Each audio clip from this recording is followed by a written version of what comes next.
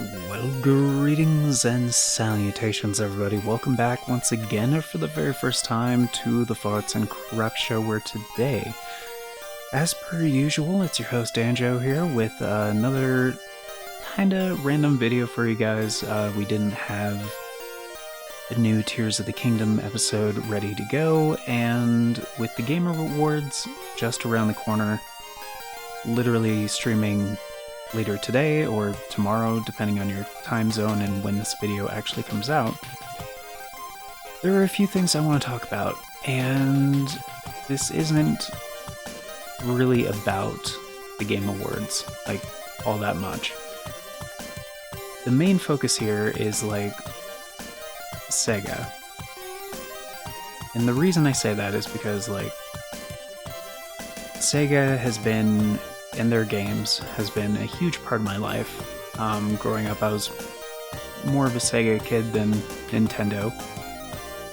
And, yeah, especially in the Genesis era. Like, and, you guys may have heard, a little while ago, December 6th, 2024, was the day when mass delistings happened across really all digital storefronts. All the main ones, the four, like Steam, PlayStation, Nintendo, Xbox. And it's mainly this collection on all platforms. Like, but for Steam and Xbox, they got hit pretty hard. Like, it was bad. Although, when I say it was bad, I basically mean for new customers. Like, if you already owned these games, you're fine. Like, you can re-download them whenever you want, supposedly, from, you know, where you purchased them from. And, you know, if you already have them installed, like, you know, you're fine. But, yeah, Sega delisted so many of their classic games. I think over 60. And this is from Sega's own website, like support.sega.com. And, yeah, they said, what's happening to the Sega Classics games? Select games and bundles will be delisted from virtual stores, becoming unavailable for new purchases. Your owned games will be available in your library. When will it happen? Like I said, December 6th is when it happened. And, yeah, quite a few other news outlets, gaming journalism sites and stuff, hopped on this story pretty quick. So I just wanted to point out two. This one's from Polygon, and there's a few points here where they go into a little bit more detail. And a further, let's see, 11 games will be delisted from the Xbox Store. All Xbox 360 versions of classic titles, which are available to play via backwards compatibility. These include Crazy Taxi, Sega Bass Fishing, Shinobi, and Sonic Team's Surreal Saturn... Oh, Nights into Dreams. Right, the classic. Over 60 games will be delisted from Steam. For games from Sega's Classics range are unavailable to buy both individually and in Genesis Classics and Dreamcast Classics bundles. The impacted include Echo the Dolphin Jet Set Radio, Treasure's immortal action game Gunstar Heroes, which is what this is from, the music, Toe Jam and Earl, and Space Channel 5 Part 2. And more on that in a second. I guess the original Space Channel 5 wasn't actually ever available. I'm not really sure. Sega pointed out that the catalog of classic Sega Genesis games included in Nintendo Switch Online and expansion pack subscription will remain available. It also reassured users that the games they already own in their libraries are available to download and play past the delisting date. Also seems right, Sega Ages, it was a separate series of releases that was done by M2, and those are still up. Those are fine, apparently. And from what I've heard, those are all fantastic releases. So for example, on Nintendo Switch, they have the Sega Ages versions of, I know at least Sonic 1 and 2. I don't think they ever did a Sonic 3. And those go on sale from time to time as well. And like, if you don't want to pick up Sonic Origins, for example, which is a more recent release and that's unaffected, like, if you just want Sonic 1 and 2, those are, from what I've heard, very good ports. I don't own them. I haven't tested them myself. Sega's FAQ did not give any reason for the move or lay out any future plans Sega might have for keeping its classic games available to play.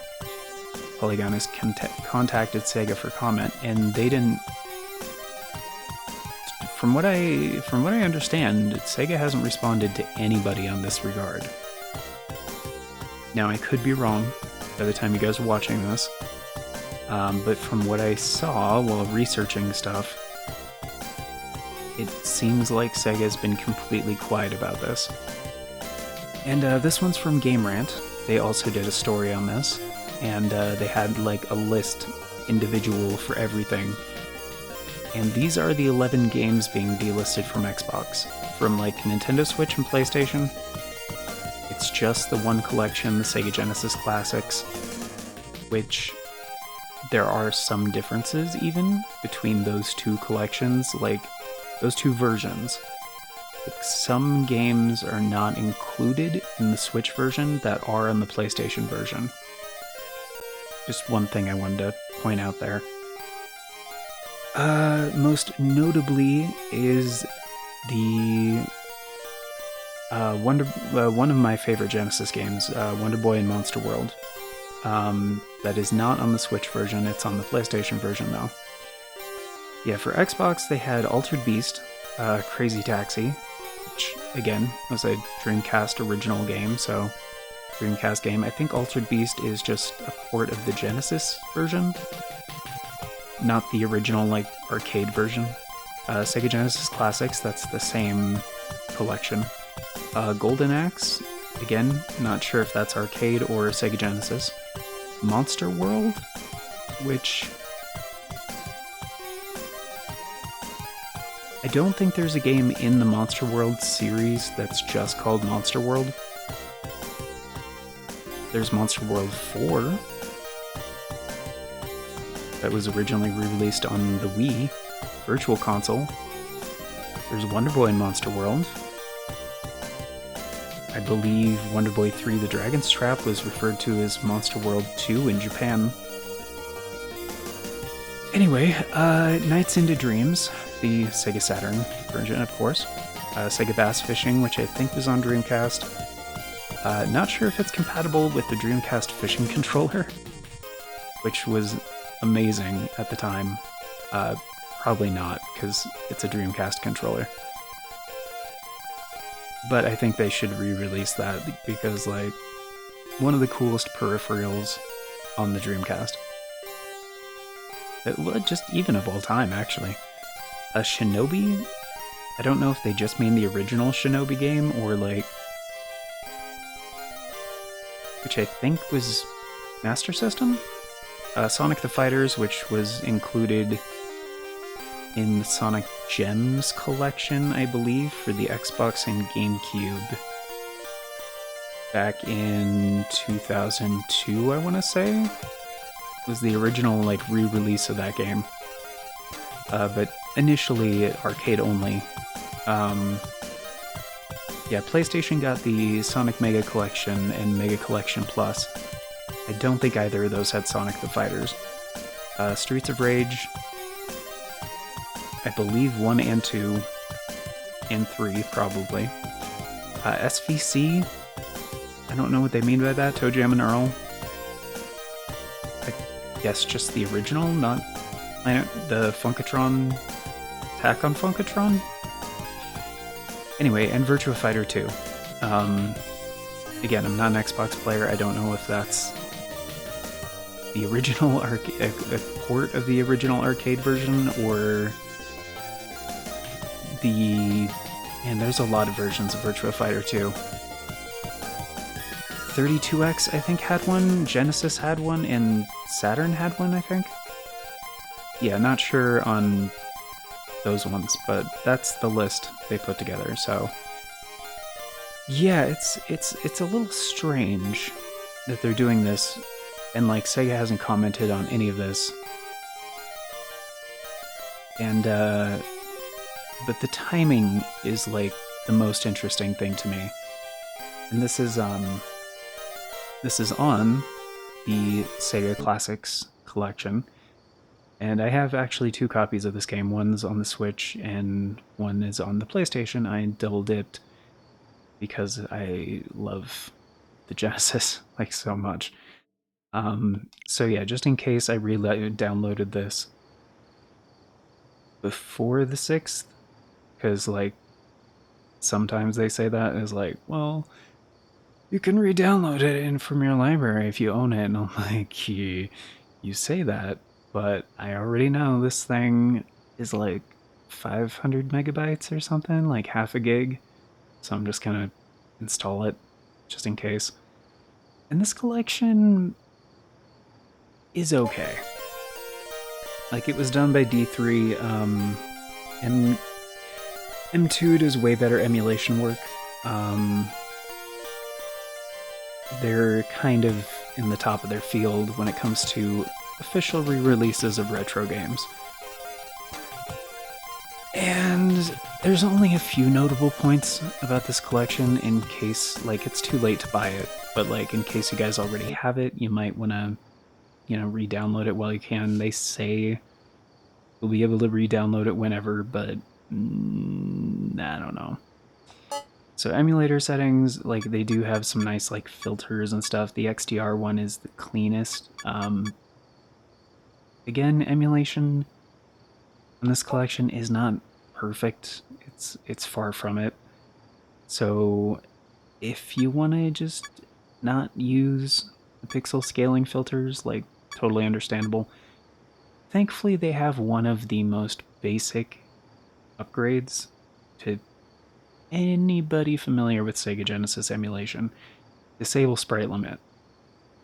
This is basically going to make most games, like, a little bit better in a couple of ways. And the original hardware has the sprite limit, for sure. But it's long been a problem in Sega Genesis emulation where if you don't disable the sprite limit, like, it can cause some issues. So if for most of the time it's a positive setting, I think there's a handful of Genesis games where you don't want this on. But off the top of my head, I couldn't tell you which ones they are. And no,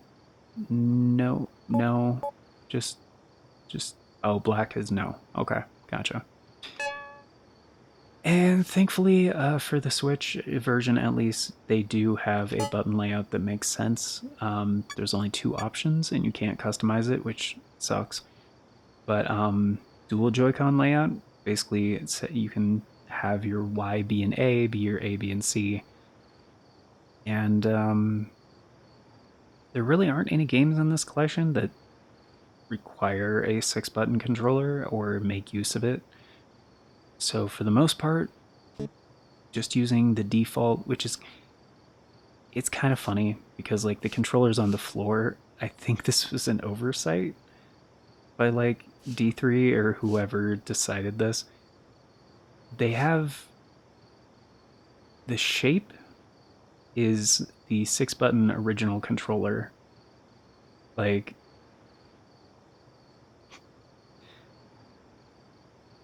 but the button layout is the original 3-button controller. Like, that, to my knowledge, is not a Sega Genesis controller that ever existed. And this is the Genesis version. Like, North American customers got different controllers when the system first came out than, like, the original like 6-button. What is that style called? Like the boomerang dog bone kind of. But anyway, it was, yeah, that's a controller I've never seen before. It's kind of like the original 3-button controller, but the shell is not the same. And yeah, there are some good games on this collection, like some really good ones. And like, if you're not a purist for like emulation perfection, essentially, this is a perfectly fine way to play some of these, and like a way more affordable way a by a huge amount.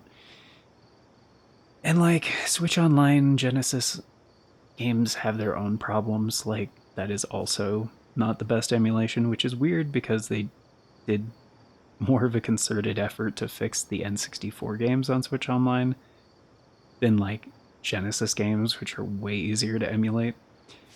But whatever. Like Alien Soldier, that's an expensive game. Beyond Oasis, that's like also pretty expensive. Like if you want to collect physically, like Bonanza Brothers, that's one that is frequently left out of like Genesis collections and stuff. Comic Zone is another classic. And like you can favorite things. So like they by default, actually Alien Storm should be up there too. Anyway, whatever. By default they're alphabetical. And thankfully they did have Vector Man 1 and 2 and Virtua Fighter 2, which is the Genesis version. Don't play that version. It kind of sucks. So yeah, these are just my favorites up here. The ones I like to play more than the others. Streets of Rage 2, Sonic 1, Shinobi 3, Shining Force 2, Shining Force, Shining in the Darkness, which, great game. I still haven't beat it, but it has some beautiful pixel art and like storytelling and shit. Shadow Dancer, Light Crusader, Gunstar, of course, Golden Axe 2 and 3, which, yeah, the original's fine too. I actually really like 2 and 3. And yeah. And honestly, and this game even had like online multiplayer, which is pretty incredible. And like Treasure is legendary. Like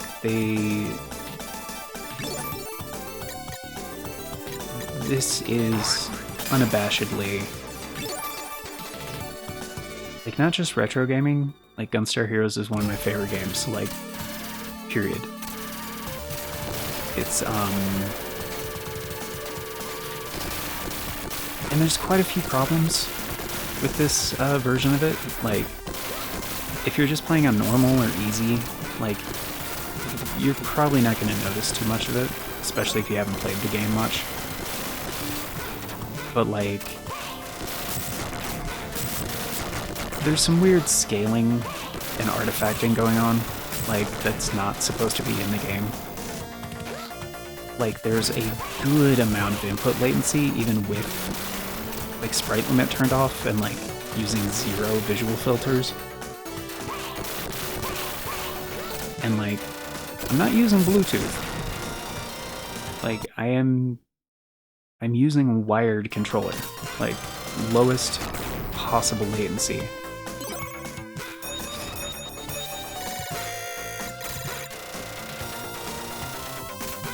And like, speaking of emulation issues,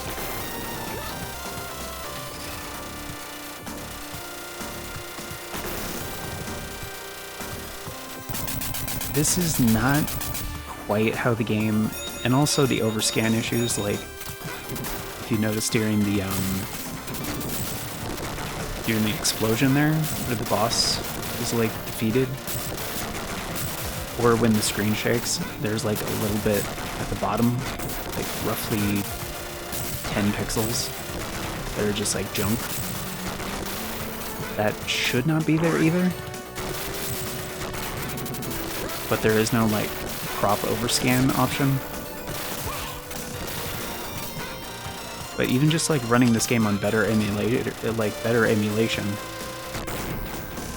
that's not an issue. And like,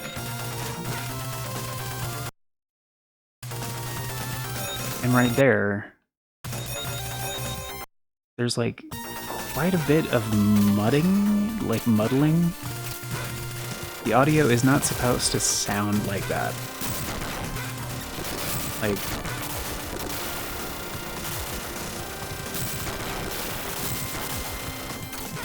I don't know if they just like are basing this off of the Model 2 Genesis,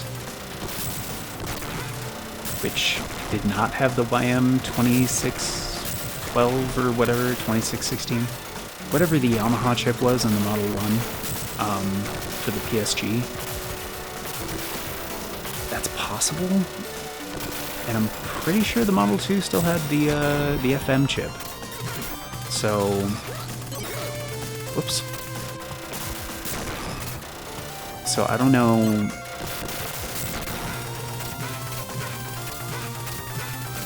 It's possible they're even basing it off of the Model 3. Like, I don't know why they would. It's very strange. And like, there's quite a bit of jittering as well, especially in like any of the games that utilize like the 3D stuff. Like the boss is not supposed to look like that. And I've tried this in online multiplayer too, and it's pretty bad. Like, I don't know if it's just like bad netcode or whatever. That's one thing I will say about the Switch Online experience. As far as playing online goes, it is leagues better. Like, it's no contest. Like, and I think, actually I can't remember if this is on Switch Online or not. I think Gunstar Heroes is. I can't remember. Honestly, that was kind of a deal breaker for me for Switch Online, is like, they couldn't even get Genesis emulation going correctly. And I was like, I was excited about that, like, quite very excited about that. I was like, dude, finally an easy way to play Genesis games with my friends. Nope. I mean, easy, sure, but hardly what I would call accurate emulation.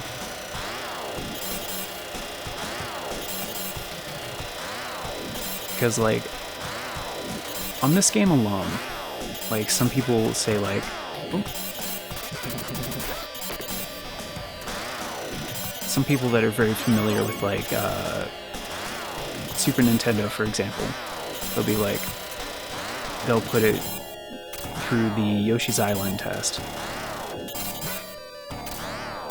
There's a little villager up there. I thought I was, like, hitting him for a sec, but no. Oh, there's, like, 5 of them. Anyway. Yeah, there's one back there, too. And for some people, like, granted, the Yoshi's Island test is, like, because of, like, how a lot of emulators, like, fail to emulate the game correctly. And it's, like, one of the more demanding games for, especially the... Oh, wow, that is not supposed to look like that.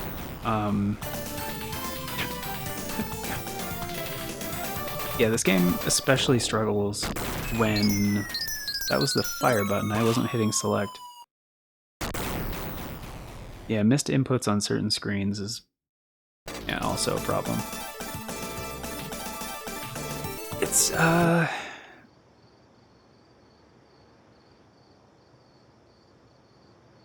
anyway. If that's... Regardless of what you're testing for emulation, like, it's best to... When you're testing something, use something you know exactly how it's supposed to perform. And then that will be a good benchmark for certain other things. So like, and granted, I doubt in this collection they use like specific settings for, because I mean they give you emulator settings, like, which that was probably meant to be like a catch-all kind of thing. So I doubt they like went through game by game and like tuned each one, you know, to like to run like as expected and well for like both single player and online multiplayer. Highly doubt they did that with this one. Um, and so it kind of begs the question, like, because as somebody who, you know, makes videos on a regular basis, I get where they're coming from. Like, if you have something that means something a lot, you know, if it means something to you and you put it out there into the world and then it doesn't, you're not happy with the quality, you know, part of you is like, we should really do that better, you know? And especially with like video games and stuff like that, where they exist like digitally, that's a thing you can always do. You can be like, oh, well, we have new technology now to improve these things and blah, blah, blah. Because if this came out in like the early 2000s on, because I mean, you know, collections like these, nothing new. Like they had Genesis collections on tons of different systems. Like I said, the PS2 had Sonic Mega Collection. Even before that, I think the Dreamcast had a Genesis collection. Actually, no, they did that on the Saturn as well, I believe. Um, so yeah, if this collection came out like back then, dude, yeah, it would have been like, oh man, this is so cool and blah blah blah. People would have loved it, especially because it has like online multiplayer and stuff like that. Because I have Sonic Mega Collection Plus for the PS2. I never play it. You know why? It's because by today's standards, the emulation quality sucks. Like, it's bad. It's just really bad. Um, and there's certain other collections too, like that have been out for, you know, super long time. And at the time, it was great. But nowadays, no, I would never go back and play those when there's like better ways to play those games. Um, like they had multiple Mega Man collections as well in the same era, like on the PS2 and the GameCube, and I had a handful of them, but yeah, by today's standards, not that great. So I get it, and I guess the upsetting thing here about this whole like delisting thing is like Sega hasn't said anything about it, but Game Awards is, like I said, just like tomorrow, roughly. And there's tons of like surprises in store, quote unquote. I think Sega is going to be announcing something pretty big. It's not necessarily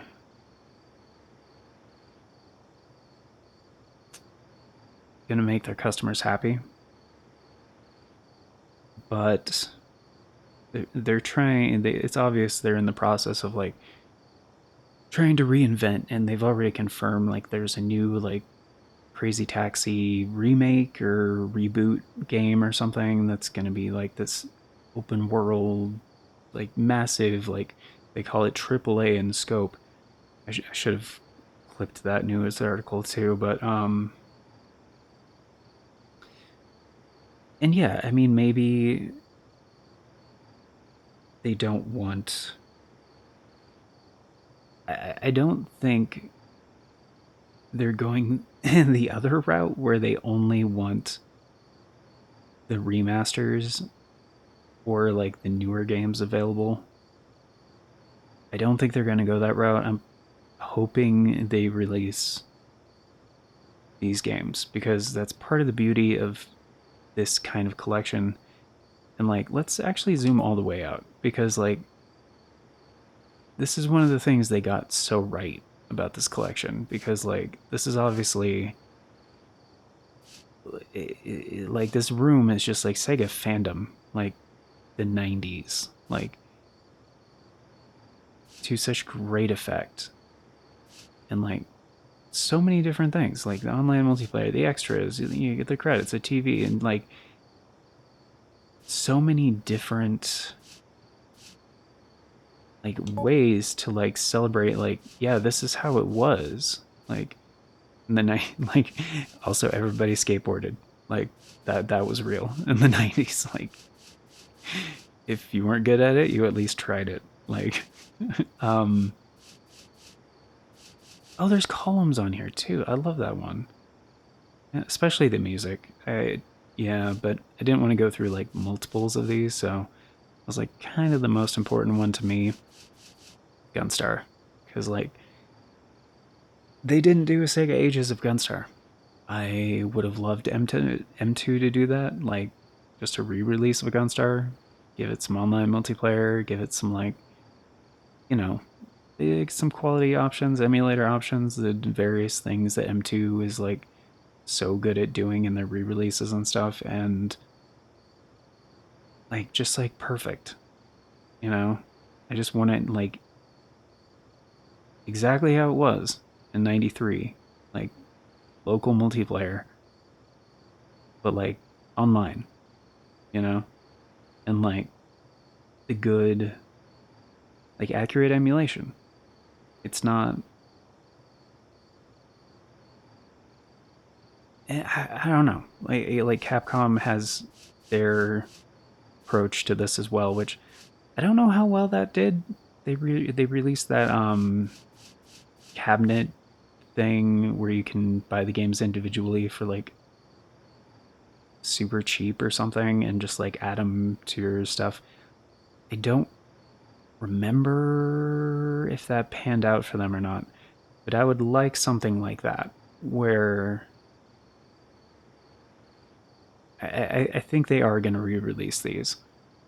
The problem right now is this is kind of a weird thing that's never happened, where there's no, like, the games are not on digital storefronts since the delisting, except for Sega Ages, like, and like a couple of re-releases like Sonic Origins.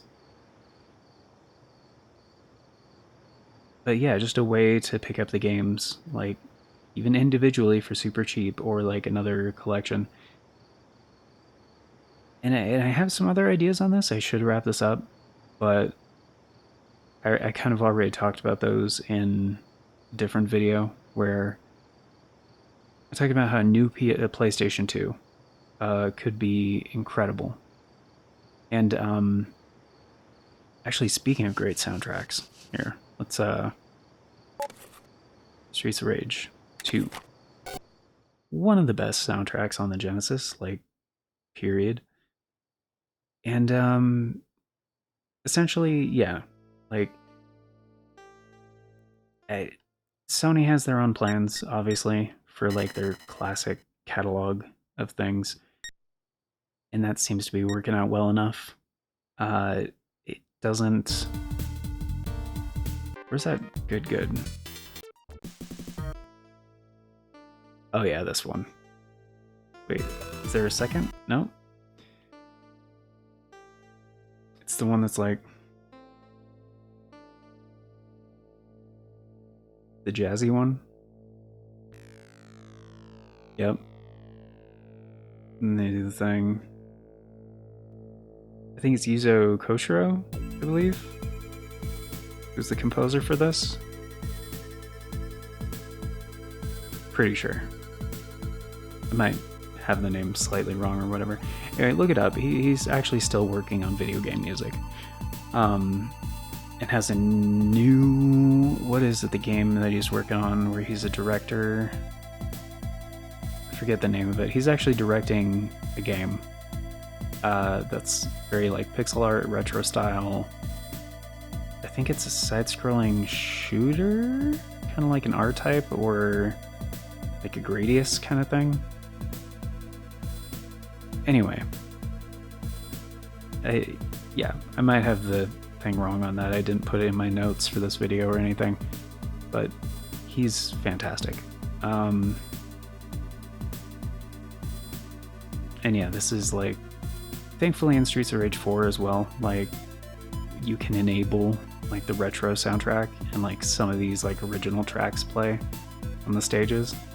It's just like, dude, yes, that's kind of all I wanted.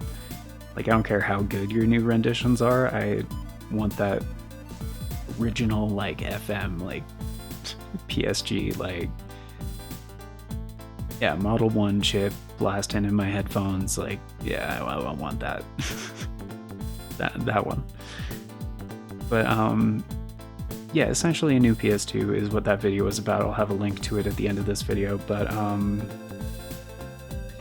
basically something that could play like all of that library, because like with the PlayStation 2, I think Sony did like perfectly at the time, early 2000s, for what they needed to do to follow up on the original PS1. Like, it plays the new games, but it natively plays the previous, like it's natively backwards compatible. And like, I think the Dreamcast would have done way better if they did that with like the Saturn games. Like, you can't play a Saturn game in a Sega Dreamcast. No way. Also, it couldn't play DVDs, so like, that was a huge like miss. And like, people in Sega has talked about why they're probably not going to do a Dreamcast Mini. In the sense of what people expect from a Dreamcast Mini. If they treated it the same way as they did the Genesis Mini, like in the second one they did that had Sega CD stuff on it, no, I don't think they would do that. But essentially all the stuff I talked about in that video applies to this idea here. Just replace PS2 with Dreamcast. But yeah, I'll summarize it for you. Basically, if it was like Wi-Fi capable, or like, you know, Ethernet, like internet capable, the Dreamcast was, but like broadband, you know what I mean? And there was like a simple little storefront for it. I guess you could say kind of like the Vita side of like PlayStation Network would be a very close analog to what I'm thinking of here. And they had essentially the classics categories. So like, they could have like a Genesis section, a Saturn section, and like a Dreamcast section. And like, it doesn't have to play the original discs necessarily, because like, honestly, a lot of Dreamcast discs that are out in the wild and haven't been like unsealed and stuff, some of them just are starting to succumb to disc rot. You know, it's been over 20 years. It's almost been 25. And like, that's gonna be a problem. And like, if it has an optical drive, like, cool, that'd be great. Like, if it doubled as like, you know, a DVD player, cool. But then, I don't know, the Dreamcast GD-ROM drive was like slightly different from DVD technology, so could they have done a disk drive within budget that's like capable of doing both, and also like natively, well, if it can natively play Dreamcast games, shouldn't it be able to play like Saturn and Sega CD? That would be even harder. And again, if it's going to like, it's going to fail. And then if people are like physically collecting and want to play their games on these things, it's going to be even harder to do that. Instead, if you make it like budget friendly, put it on a digital storefront, make like Dreamcast games, I don't know, like 10 or 15 bucks a pop, Saturn games like 10 bucks a pop, Genesis games like, you know, maybe 2 or 5, whatever, something like that. Yeah, it could do really well, because like, you could, if it has an optical drive that's like extra cost, and like if it has an optical drive, what is it going to play natively? Okay, is it going to play all these things natively? Blah, it's a whole can of worms, and it's going to up that production cost, and that's part of what Sega is talking about when they did comment on like no Dreamcast Mini. It's like, yeah, but you don't need all that. You can put in some FPGA cores in there, and then you could natively essentially play these Dreamcast, Saturn, Sega CD, Genesis games. Like, don't even worry about the optical part of it, the physical part of it. You can cut your costs there. It's like, okay, well, what about Dreamcast controller with the VMUs and stuff? Do we need VMUs now? It's like, not necessarily. Like, Dreamcast stuff has been out of circulation for such a long time. Like, it doesn't even have to be removable. You could put like a cheap little LCD screen, like the VMU LCD screen was so small and so low resolution. Like, think like Game Boy, and then divide that by like 4. Like, I'm pretty sure like vertical pixels was maybe like 30, and horizontal was like maybe 20 something. Like, it was a tiny screen. And would it be cool to have brand new VMUs that were like natively compatible and blah blah? It's like, well, yeah, because then you can remove it from the thing. It's battery powered. You can play like the mini games and stuff like that. But you don't have to do any of that. Like, you could just have the screen built into the thing and have the VMU emulation thing wired to that screen. And there were very few games that had the mini games and stuff, and they were never required. So you could just disable all that. It's cheaper than manufacturing VMUs all over again, like completely separately. I mean, you could just have a non-removable screen in the controller, and that took up a lot of space. Like, the VMU, they also had like a second slot on each Dreamcast controller that was like for like a memory card or like other quote-unquote other peripherals. And it was all like very basic functions by today's standards. And like, you don't need other... Actually, you know what? Some third-party companies did make 6-button Dreamcast controllers. Dreamcast controllers already had Hall effect sensors. So like, for certain Saturn games and like Genesis games, yeah, you probably want the 6-button layout. But you could have one controller that basically does all of those things. And they could even just, you know, do multiple things.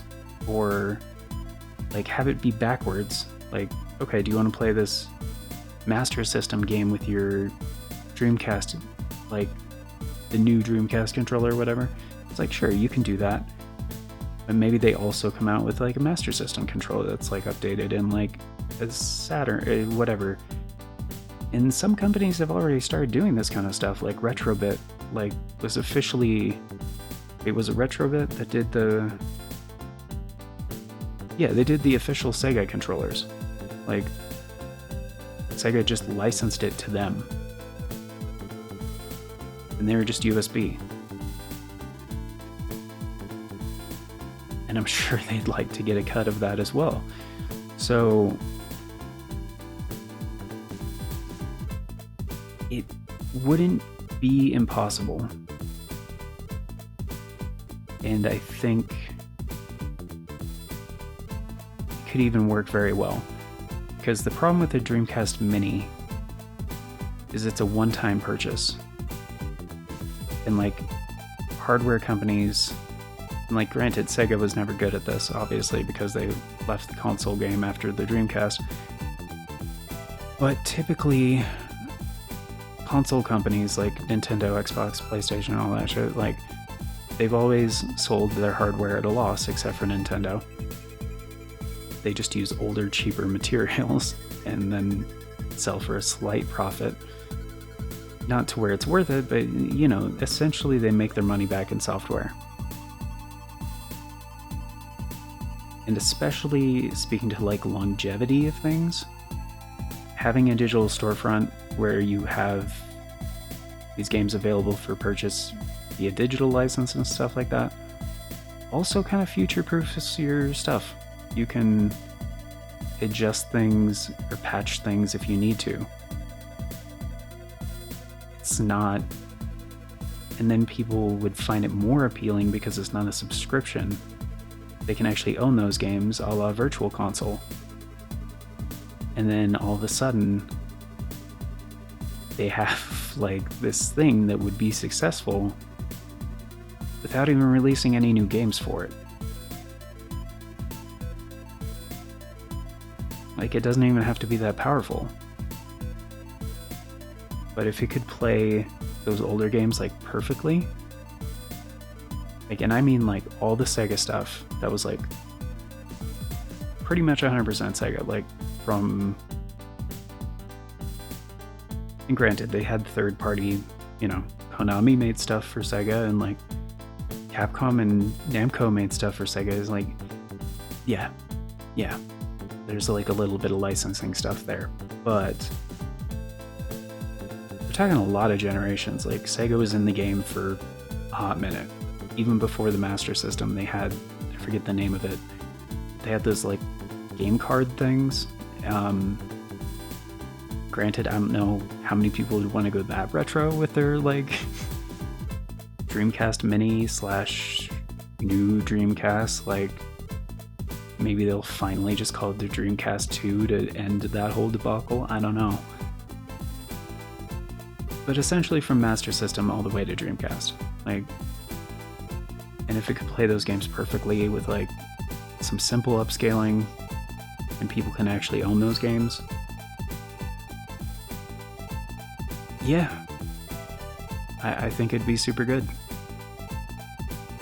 And actually, you know what, I already went over all the things. And even the Sega applicable things, so you know, I'm not going to link that PS2 video, so yeah, because I already covered all the main points anyway, and some of the other ones were specific to PS2 and what made PlayStation 2 successful in like the early 2000s and like how they could revitalize that same, yeah, but to Sega, which Dreamcast was like a different list of things which didn't necessarily pan out, but oh, SegaNet.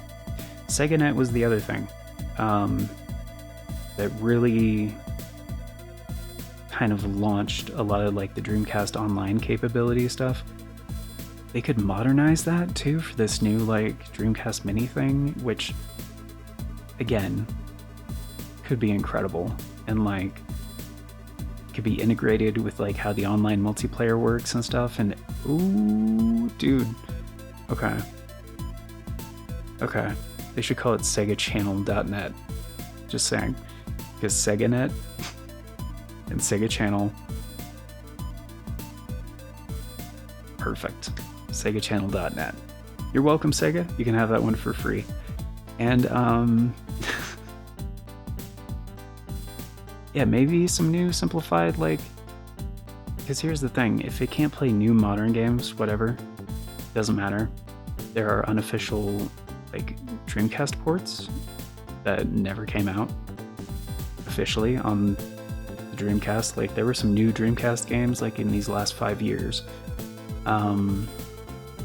They could release those like on the thing. They were made to run on an actual Dreamcast, so they could actually be re-released. Like, Dreamcast is not obsolete. Like, it was capable of so many things. And in this way, and yeah, there's even people making new, like, yeah, Mega Drive / Genesis games and stuff. It's an architecture that's, like, pretty well understood at this point. And they could do some really special stuff on there. So, and depending on how they did it, I don't think the cost would be prohibitive. Like, and just like how Sony snubbed them at E3 all those years ago, like the like $2.99 thing, because like they were beating Sega to market. They were selling their new console for $100 less than the competition. But like they have different priorities now, and like they could release this thing for like $200. And some people would jump on that. Like, it's already been proven with like other companies and stuff, like releasing like FPGA stuff and like analog. Like that's one. Like they're coming out with the new N64, and guess what? It only plays N64 games, and that's $250.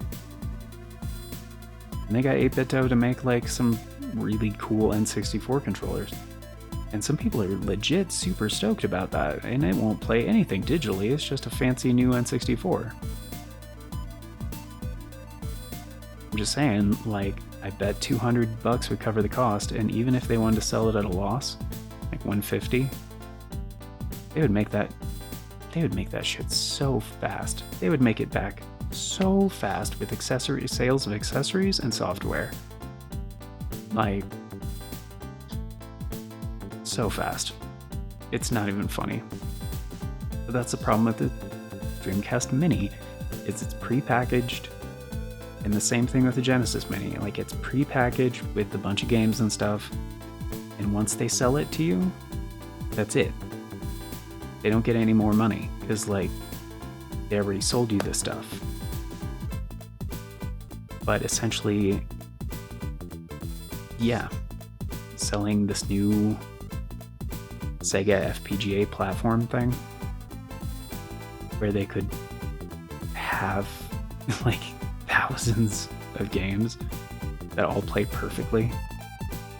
And oh, dude, okay, so yeah, not even just Master System, Mega Drive / Genesis, Saturn, Sega CD, sorry, I almost forgot about Sega CD, 32X, geez, can't believe I didn't say 32X, and Dreamcast.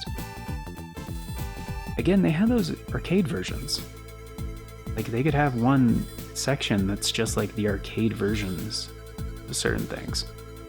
And oh my goodness, there is a part of your audience, Sega, that would hop on that so fast. So fast. Granted, from what I've heard about FPGA stuff, I believe doing the arcade boards FPGA, that would probably be a lot harder. But like, I'm pretty sure an FPGA Genesis core can natively play Master System stuff. Oh, and Game Gear.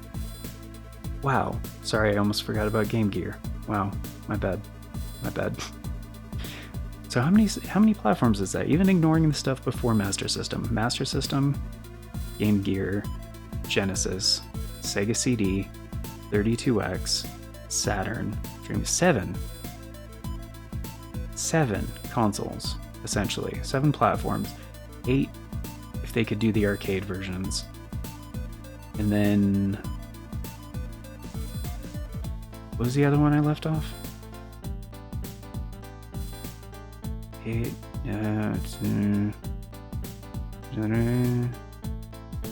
No, the stuff before the Master System, which, right, doesn't matter. But yes, could be incredible. And yeah, Sega would definitely make their money back on software and accessories, like 100%. Anyway, that's gonna do it for now. But thank you all for being here, guys. Greatly appreciate it. Sorry this video turned out to be longer than I expected. I just kind of wanted to explore some ideas with you guys and say once again, I think it's a very real possibility. And hey, here's one more. Like, I don't think they would do this, especially if they're doing like the FPGA thing and blah blah blah, all this other stuff. If it was also a dockable, like a Switch, and they could play in handheld, again, I don't think that's gonna happen. Like, it would probably be like a mini like, you know, a little box thing that sits on the thing and blah blah blah. I doubt it would be dockable. Highly doubt that.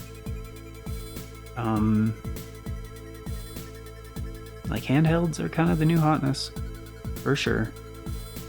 And yeah, Switch would not have been nearly as popular as if it wasn't a hybrid system.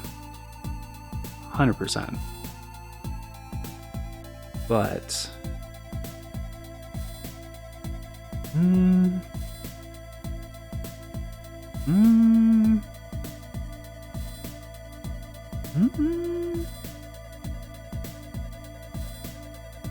I mean, if it's a dockable handheld thing, then you'd have to add on the price of, like, the dock and the screen.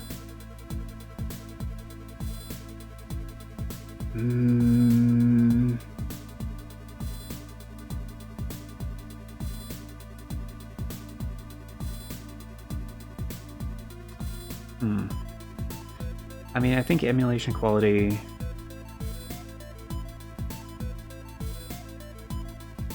and, like, easily...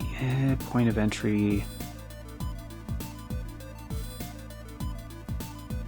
because increasing the price tag is kind of a dangerous thing. Also... like, would it be... more successful? Potentially, but it's already kind of a gamble.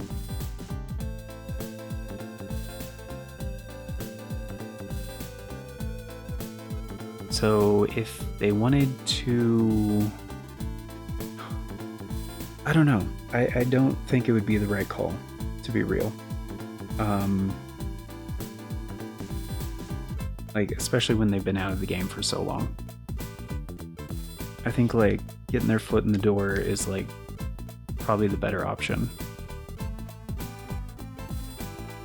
But...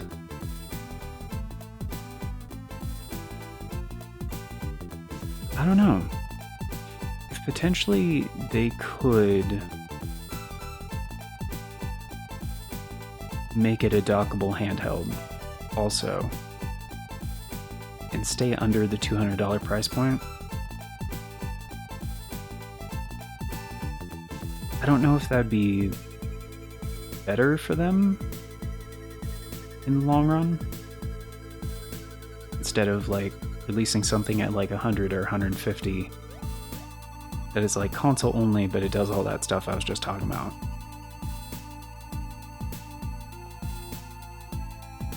Because I'll be real, like, I love my Switch.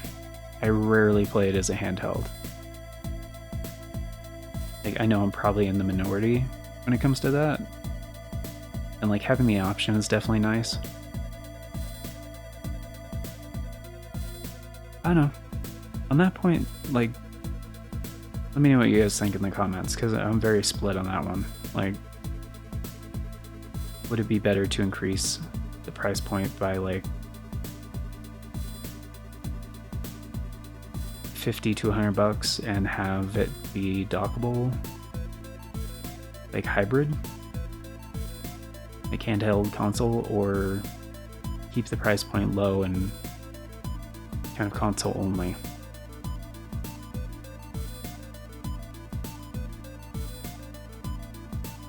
I don't know. Because when considering this kind of thing, you have to consider the scope of the things, and because you could keep going and be like, oh, well, it would be great if it had this, and like the social features, and the blah blah blah blah, and like, you know, wireless charging, and just, you could keep going with the features and it would keep adding to the price, you know? And then all of a sudden you have this thing that can do everything, but then it's like the same price as like a Steam Deck, you know? So then what's the point? Because if it's not going to play the modern games and stuff, why does it have the expensive price point? And all the, yeah. It's not... It sounds better and better, but becomes less and less of a good idea. So, anyway. But yeah, that's gonna do it for today. Yeah, Sega's great. I think a ton of people would be very happy to have Sega back in the console wars. Not console wars, console market, I guess. And yeah,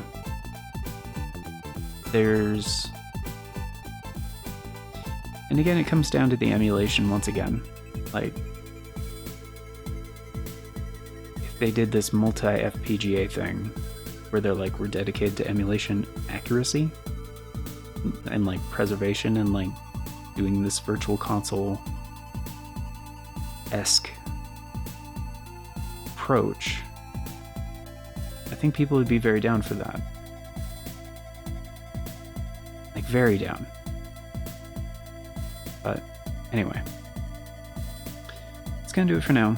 If you guys are curious, I guess I will link to that video that I mentioned about the PS2 thing, if you want to hear more rantings like this, about how they could release this stuff and make it. Honestly, it's a lot of the same stuff that I said before about like what the Dreamcast revitalized thing, blah blah blah. Kind of same thing, but like on Sony's side, like early 2000s. And that one would definitely have to have a DVD player. Like, that's part of it. That's a big part of it.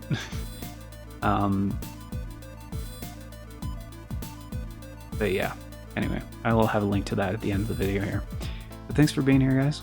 Highly appreciate it. Hope you enjoyed. And so glad I cut on Streets of Rage 2. Anyway, of course, before we get going, a very special thank you going out to the current Farts and Crap Show members, which at the time of recording is Novelis Draconis and Aaron Schick. Thank you so much for choosing to support the show a bit more directly via channel membership. It vastly helps out and very much appreciate it. And if you guys want to be incredibly awesome like these amazing people and get in on all those membership benefits, check out that join button down below. There's also a link in the description that talks about becoming a channel member. In case there's no join button for you, I've heard that happens sometimes. Tiers start at $3 a month. It's only 10 cents a day. It gets you into all the basic stuff, including getting to vote on the series that get made here on the channel via the Members' Choice polls. It's a thing we do once a month for a full 7 days over on the membership tab. And that is how all of the series get decided here on the show. Except for today, obviously, where there was no Tears of the Kingdom episode. But that's just because scheduling thing, Game Awards coming up, all that jam, and I really wanted to get this idea like out there before the Game Awards happened, and we're inevitably surprised and also disappointed. So, but yeah, if you're a new channel member, all of the previous Members' Choice polls that you may have missed are still up. Most of them are still up over on the membership tab. You can still vote on them. They stay open until you interact with them and leave your vote on those. So even if you're just a member for 1 month, you can vote on every single one we've like ever had, thereby still influencing the content that gets made here for quite some time, because retroactive input on previous polls is considered for future ones. And we will have one for December coming up fairly soon. It's definitely going to be in the back half of the month. I'm not sure exactly when yet. The series to follow Xenogears has already been decided, and Sekiro just started, and Tears of the Kingdom isn't going anywhere anytime soon, so I will let you guys know in a future announcement what that's going to be and when that's going to be. But yeah, this is an approximation of future announcements from the past, so if you guys want all the announcements as they happen and the bell doesn't work for you, I totally get it. The bell doesn't work for me either, but there's 4 other ways you guys can stay up to date. There's the community tab here on the channel, the Farts and Crap Show Twitter, Bluesky, and Discord. I always post on all 4 whenever there's an announcement, so regardless of which one of those works for you, you can stay up to date. And links for those are down in the description, also on the channel banner. But that's going to do it for this video. So thank you all very much once again for being here. Till next time, take care, and I hope you all have a magnificent day.